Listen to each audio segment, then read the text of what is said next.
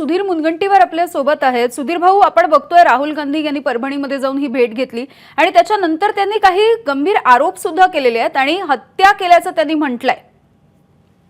असं आहे की पराभवावर पराभव झाल्यानंतर महाराष्ट्रामध्ये सरकार येण्याचं हसीन स्वप्ने बघितल्यानंतर जेव्हा एखादा नेता तोंडघशी पडतो तेव्हा कार्यकर्त्यांनी नेत्यावर संशय किंवा शंका घेऊ नये, नेता अपयशी आहे असा शिक्का लागू नये म्हणून इतक्या मोठ्या संवैधानिक पदावर असल्यानंतर सुद्धा ते इतक्या सहजपणे मर्डर म्हणताय जसं काही पोलीस स्टेशन मध्ये जाऊन राहुल गांधीजी पुरावेच देणार आहे।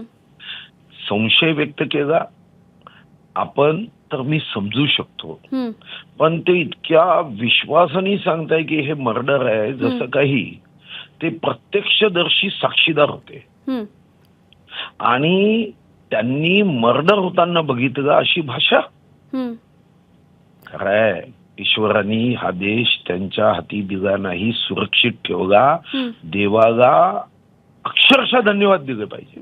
नाही सुधीर भाऊ, त्याच्यामध्ये आता प्रतिक्रिया देताना त्यांनी काही महत्त्वाची विधानं केली आहेत। त्याच्यामध्ये त्यांनी असं म्हटलंय की सोमनाथ सूर्यवंशी हे संविधान वाचवण्याचं काम करत होते आणि ते दलित होते म्हणून त्यांना त्यांची हत्या झाली। असं तुम्हाला तरी वाटतं का? घटना काय, एका माथे फिरून जे कृत्य केलं त्या कृत्याच्या संदर्भामध्ये जे तीव्र आंदोलन झालं त्या आंदोलनामध्ये ज्या घटनेचा आपण सन्मान म्हणतोय त्या घटनेच्या चौकटीत राहून त्या ठिकाणी काही कारवाई झाली, त्याच्या चौकशीचे आदेश दिले आहे। अजून काही चौकशी करायची असेल तर तेही करता येईल, पण एका इतक्या मोठ्या नेत्याने असं म्हणायचं मर्डर झाला म्हणून? तुम्हीच विचार करा, हे देशहितासाठी राष्ट्रहितासाठी हे काय असं म्हणणं स्वतःच्या स्वार्थासाठी योग्य आहे?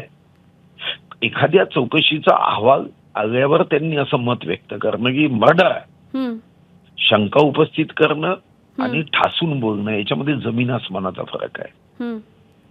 आणि तुम्ही काय ते पोलीस कर्मचारी बिचारे ते स्वतः मागासवर्गीय लोक आहेत, तुम्ही त्यांना फसवायचा प्रयत्न करता। ते काही ते जे पोलीस कर्मचारी ज्यांच्यावर हे ज्या पद्धतीचा आरोप करताय ते कोण आहे माहिती आहे तुम्हाला?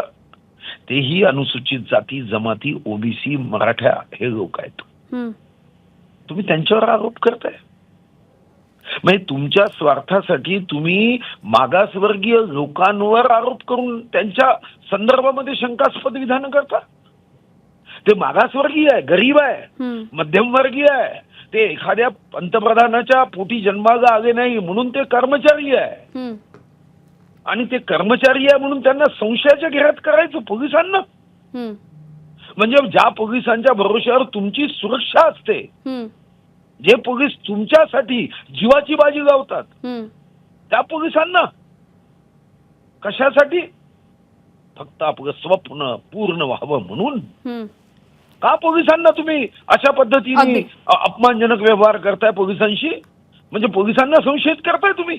अगदी सुधीर भाऊ, तुमचा मुद्दा लक्षात आला। खरं तर ही प्रकरण म्हणजे हे परभणीचं असेल किंवा बीडचं प्रकरण असेल, या कुठल्याच प्रकरणामध्ये कुणीही राजकारण करू नये आणि संबंधितांना योग्य तो न्याय मिळावा अशीच खरं तर महाराष्ट्रामधल्या प्रत्येकाचीच भावना आहे। खूप खूप धन्यवाद तुम्ही प्रतिक्रिया दिलीत यासाठी।